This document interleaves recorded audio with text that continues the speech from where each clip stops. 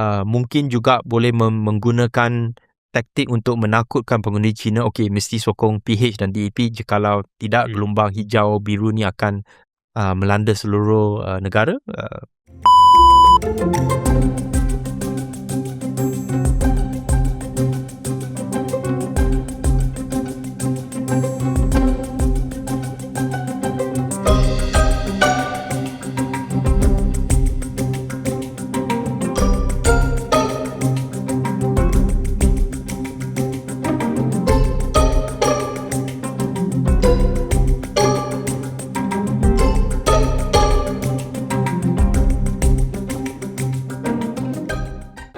Kita memang ada membahaskan perkara ini, tetapi CEC tak nak membuat apa-apa pendirian kerana yang penting ialah perwakilan kita kena buat keputusan itu.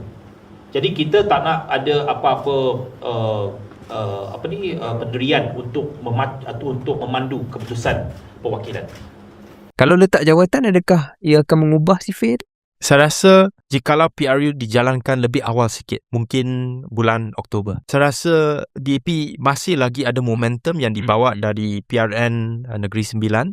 Mungkin juga boleh menggunakan taktik untuk menakutkan pengundi Cina. Okey, mesti sokong PH dan DAP. Jikalau tidak, gelombang hijau biru ni akan melanda seluruh negara. Pengundi Cina masih lagi perlu DAP untuk defend hak-hak orang bukan Melayu, khususnya pengundi Cina. Saya rasa naratif tu mungkin boleh pakai jikalau PRU dijalankan dalam masa 2 bulan ni. Tetapi jikalau lepas PRN Melaka, lepas PRN Sarawak, yang message tu saya rasa tak begitu sebab sesuai akan lagi. mengesahkan bahawa DAP takkan menang, takkan boleh menang. Jadi the sooner you do it, the better.